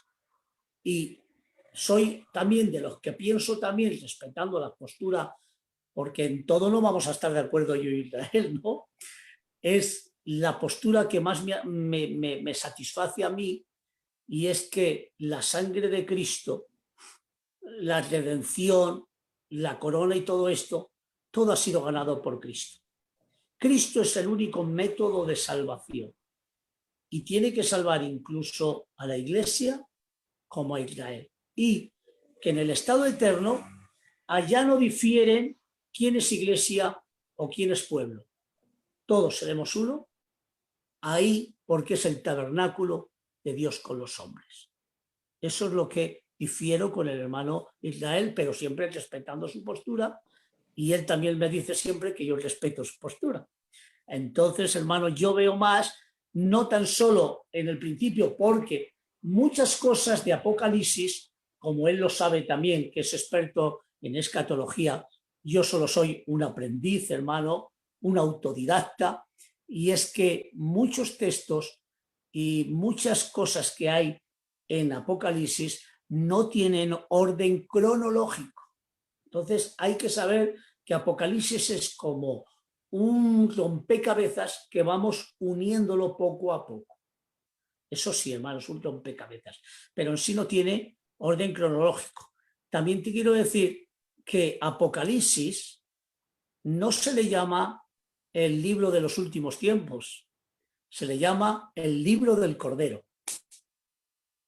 Ese es el matiz, porque lo que predomina en todo Apocalipsis, me parece que son 38, 40 veces, que creo que lo firmará él, es el Cordero, es el libro del Cordero, la última revelación del Cordero. Eso es lo que matizo yo, hermano, en cuanto a Apocalipsis. Él es un experto, yo soy un autodidacta, hermano.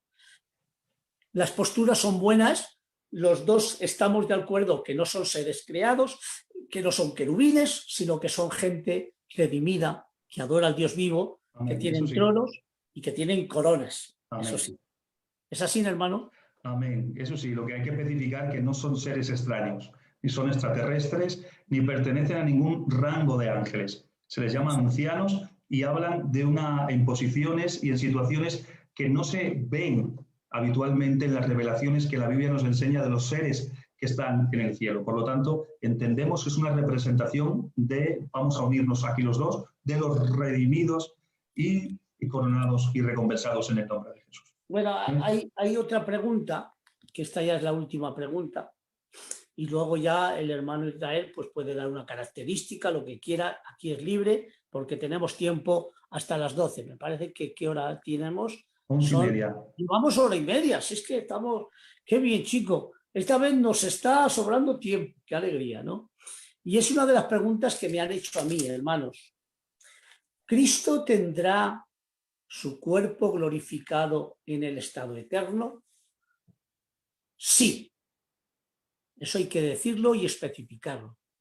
Su cuerpo glorificado, transformado como el nuestro, estará eternamente con Cristo. ¿Dónde lo podemos ver? ¿Dónde se ve más el estado eterno? Capítulo 22 de Apocalipsis. Después me mostró un río limpio de agua de vida, resplandeciente como el cristal, que salía del trono de Dios y del Cordero. Aquí está la Trinidad. ¿Lo sabíais?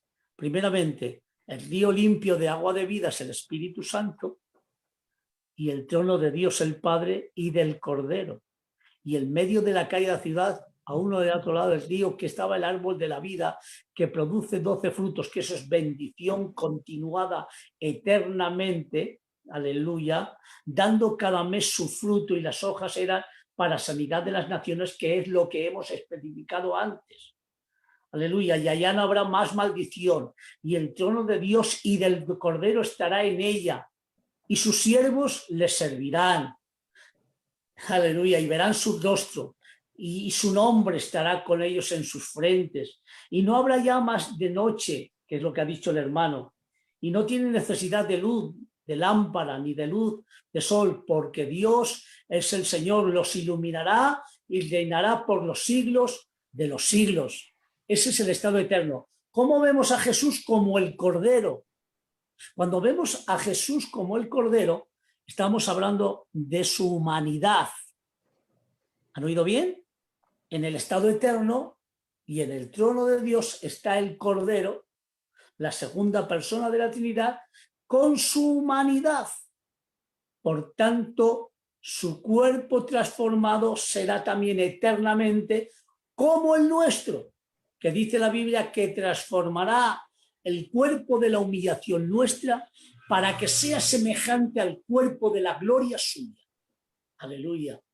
Esto nos enseña y nos llena el corazón. Y hay otro texto que dice en Primera de Juan, aún no se ha manifestado lo que debemos de ser, pero cuando Él se manifieste, seremos manifestados en gloria y le veremos tal y como es Él a Cristo, y seremos semejantes a Cristo en el cuerpo glorificado. Por tanto, en el estado eterno, el cuerpo de Cristo estará patente ahí con Cristo, hermano. Su humanidad, hermano, no se va a desvestir, no, será para siempre y le daremos la adoración eterna. ¿Tienes que enseñar algo más, alguna aplicación más, o acerca del estado eterno en cuanto a su cuerpo? Ya sabes, aquí eres libre. No, porque esto es tu especialidad. Esa sí es tu especialidad. Ahí sí que yo soy el que aprende y tú eres el experto en cristología. Entonces, ya has matizado, yo creo que los matices necesarios para que el concepto se entienda en relación a la persona de Cristo en el estado eterno. Ese es el estado que la Biblia indica, el estado de exaltación. Eso es. ¿Algún matiz que te has dejado a lo largo del tiempo, sí, o algo que quieras hablar sobre la emoción de la Nueva Jerusalén? Que yo he dado un pequeño matiz, pero tú lo puedes ensanchar porque estamos hablando del estado eterno, ¿no?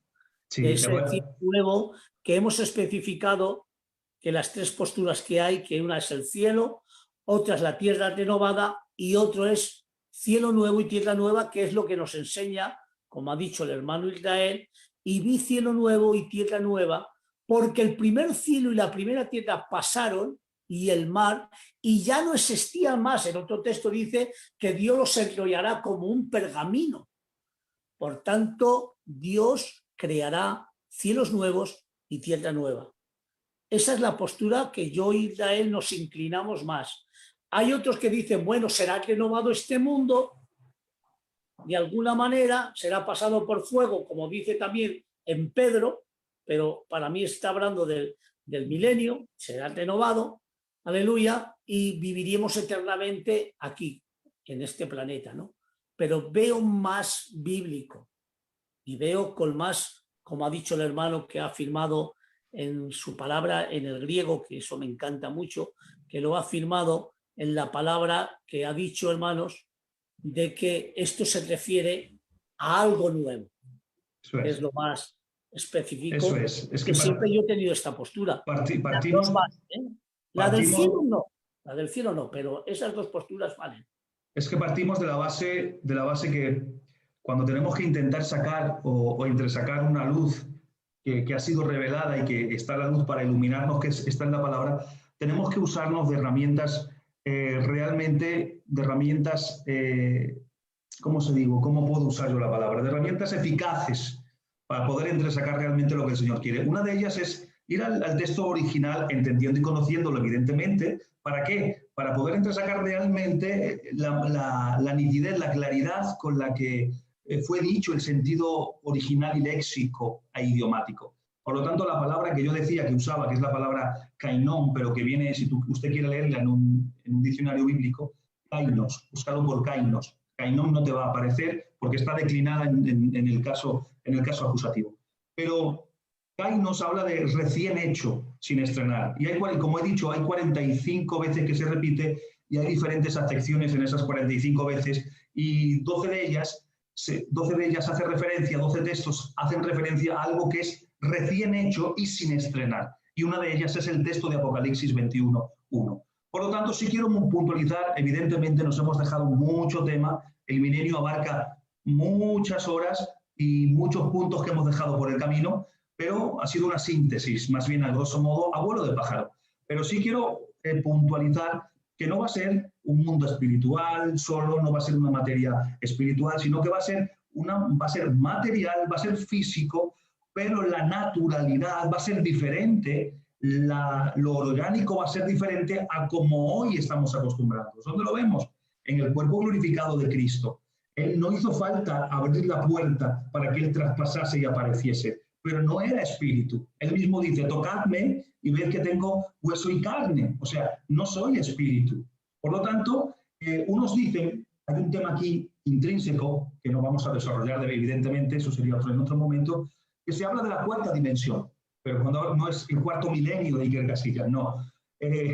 La cuarta dimensión habla de ese cuerpo que el Señor tiene preparado para nosotros en la glorificación, esa transformación y esa materia que es capaz de traspasar materia orgánica de la tercera dimensión. O sea, eso serían palabras mayores para otro momento, pero eso es lo que va a pasar. Por lo tanto, el mundo que se cree que se confeccione será un habitáculo nuevo adaptado a esa materia de la cual se compone nuestro cuerpo glorificado, evidentemente la Jerusalén que no es espiritual, es física con sus cimientos y que será nuestra habitación, nuestra morada.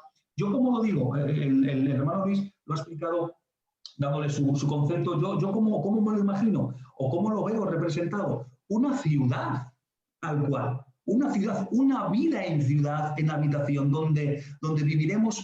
¿Cómo? Dios lo sabe. ¿De qué manera? Como Dios lo ha diseñado. Eso está velado para nosotros. Pero sí vamos a vivir con nuestras familias de generación en generación que han sido salvas, con Cristo en el medio y no vamos a estar ociosos. No vamos a estar perdiendo el tiempo o venga, solamente vamos a estar diciendo santo, santo, santo por toda la eternidad. Ese es el concepto religioso que durante años nos han inculcado, pero va mucho más allá de esto. ¿Sabes qué dice que tiene el Señor? Dice que Él tiene un nombre nuevo, que se nos dará a conocer, dice el Apocalipsis. ¿Qué significa eso? Que habrá misterios que el Señor de poquito a poquito nos revelará y tendrá conversaciones con nosotros íntimamente y personalmente en el estado de la eternidad. Y como eso mucho más que no sabemos, entonces guardamos silencio, pero sí nos espera algo grande. Merece la pena sufrir un poquito más y aguantar un poco más en la tierra para vivir toda la eternidad en el estado eterno. Está hablando del cuerpo glorificado, como ha dicho él, cuando esto corruptible se vista de incorrupción y cuando esto mortal se vista de inmortalidad, lo débil por poderoso. Y ahora quiero imaginaros, quiero que os metáis ya en el estado eterno. Aleluya, imagínate, si ahora amas a una persona con una mentalidad finita, pequeña, que solo alcanzamos al 5 o el 10% de nuestras neuronas, con un cuerpo que, por así decirlo, muy débil, muy flojo, muy adaptado a este mundo, pero la verdad muy débil, ¿qué nos será cuando tengas el cuerpo transformado? Cuando tus neuronas funcionen al 100%, cuando tengas la unción del Espíritu Santo, cuando puedas decir, cuando dijo David, en cuanto a mí veré tu rostro en justicia y estaré satisfecho cuando despierte a tu semejanza. Dios mío de mi vida, quiero que te eches las manos a la cabeza, que disfrutes de estos momentos, hermano, que te estoy hablando, que lo suelo predicar en algún mensaje y me encanta enseñarlo, hermano, aleluya, y que con el cuerpo glorificado que aquí he amado limitadamente. Sí, hermano, porque cuando amamos aquí, amamos limitadamente, porque no conocemos el trasfondo de las personas, aunque sean familia. Pero ¿qué nos será, hermano, cuando entres aleluya, en las riberas de la eternidad. Cuando yo me lo quiero imaginar, darme hoy locura de imaginación y me vea ángeles y arcángeles a un lado y al otro, haciéndome calle, entrando, hermano, en el propio cielo, donde el ambiente es amor, es gracia, es Dios con toda su esplendor, Cristo en toda su visibilidad, hermano, sentado en su trono, y que verás a tus seres queridos y los conocerás. Eso no hay dinero para pagar. Que aquí si quise a mi Padre, que ya está en el cielo, lo quise 100%, allá mi amor hacia Él se multiplicará por 1.000 millones de veces más. Porque amaré como Dios ama. ¿Has oído bien? Amaré como Jesús ama. ¿Y cómo ama a Dios? Pues de esa manera serás lleno del conocimiento y del amor de Dios para amar en una sin limitación en ese cuerpo glorificado.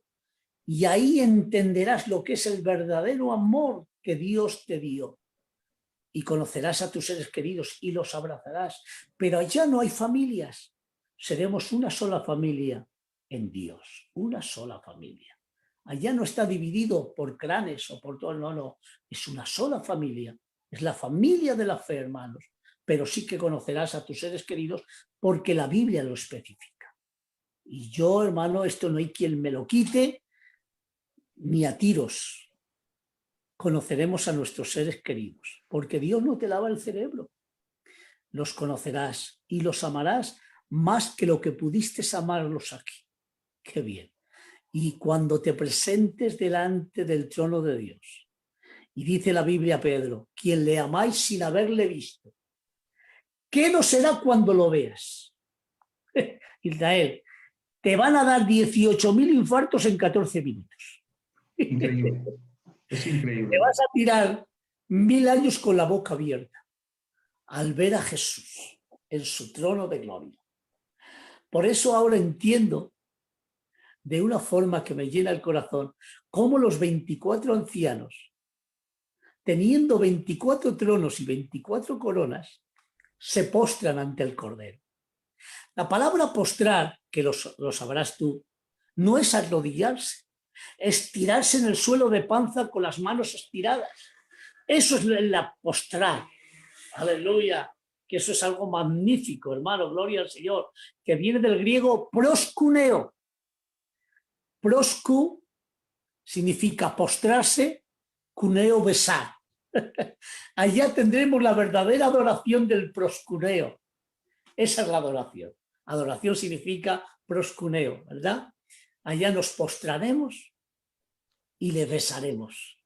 Pero escuchen, le podría preguntar yo y Israel, que ya estamos con ellos, ¿por qué os dejáis vuestros tronos y os postréis ante el Cordero? Si tenéis 24 tronos, ¿por qué cogéis vuestras coronas y las tiráis a los pies si están en vuestras cabezas, coronados?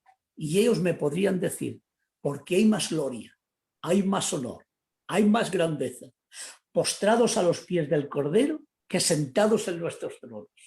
Hay más gloria y honor, las coronas nuestras a sus pies que puestas en nuestras cabezas. Por eso, hermano, esa canción tan hermosa que siempre se canta, no hay lugar más alto ni más grande sin estar a los pies del Cordero. Ahí quiero estar yo. Y te digo desde aquí, Israel, te quiero ver en el cielo. Pero esta es la mayor garantía de todo. Es que allá, como hemos dicho veces y nos hemos equivocado, nos abrazaremos y diremos, lo hemos conseguido. ¿Qué vamos a conseguir nosotros?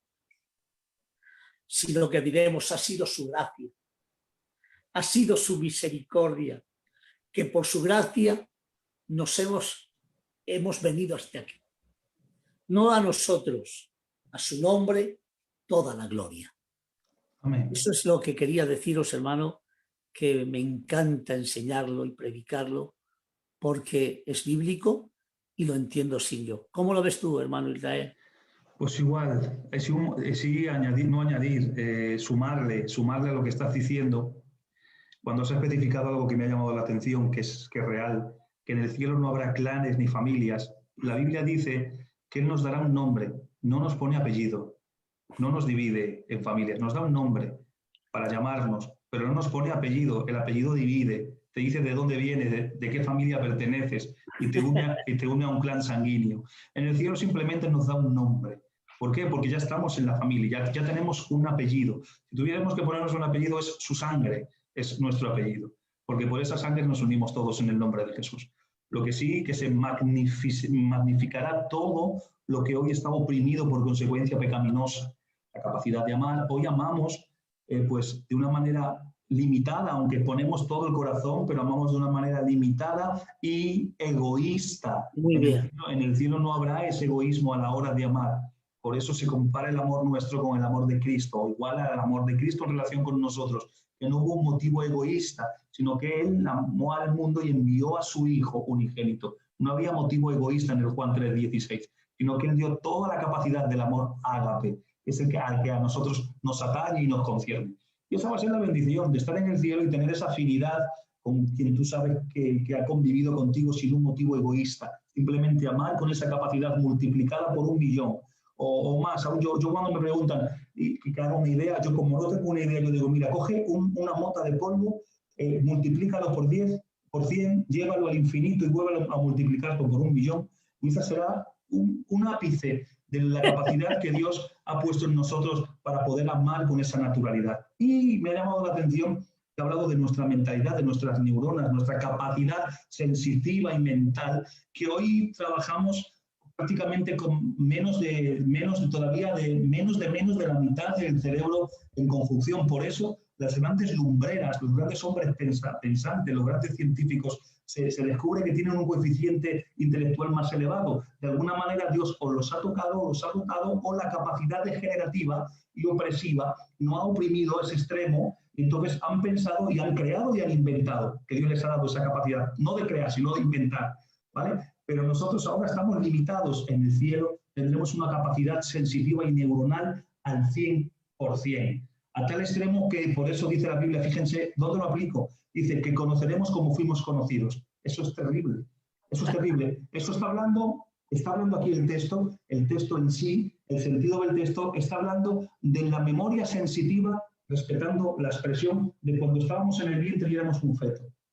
De la memoria sensitiva, del recuerdo de haber vivido, o sea, del recuerdo de nuestro inicio en la tierra. Ese recuerdo lo tendremos activo, como pensando ahora mismo el momento que estamos tú y yo viendo. Por eso dice, y conoceréis como fuisteis conocidos. ¿Por qué? Porque tendremos una capacidad sensorial al 100 por 1000, por usar una expresión grotesca. Luis. Bueno, pues ya le hemos dado. Os damos las gracias, Israel y yo, por haber estado con nosotros. Y la verdad, hermano, es que nos llena de bendición, hermano, que haya tantos seguidores, seguir, hermano, fieles a sana doctrina. Estamos ahí, hermano, siempre para daros lo mejor y que estos programas sean una abundancia en cuanto al conocimiento de lo poco que hemos estudiado, claro, porque somos autodidactas, hermano. Somos estudiantes, como dicen muchos, que como dice mucho, porque ahora me dicen todos maestro, de maestro nada, soy alumno de todo, maestro de nada. Solo, hermano, que su misericordia y su gracia nos da un pequeñín dosis de capacidad para enseñar a nuestro pueblo. Que Dios les bendiga mucho. Yo me despido, el hermano Israel también se despide ahora, también.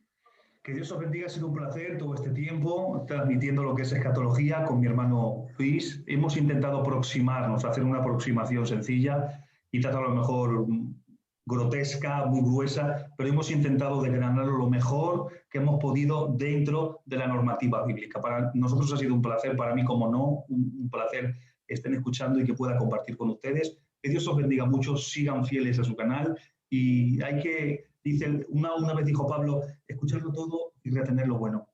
Retener lo bueno, lo que os sea de provecho. Y lo que no, pues simplemente se ignora, no hay más. Que Dios os bendiga mucho. Bueno, que Dios les bendiga mucho. Les recuerdo que el día 26, próximo sábado, estaré entrevistando a un hermano de mucha bendición. Es un mexicano, Salvador Barragán, uno de los mejores apologistas que hay en estos tiempos. y que nos enseñará, me encanta el programa, y es Evangélicos a través de los siglos. Historia de los evangélicos, hermano, que siempre Dios ha guardado siempre un remanente y este hermano nos lo va a enseñar. Que Dios les bendiga y adelante en el nombre de Jesús. Bendiciones de Dios.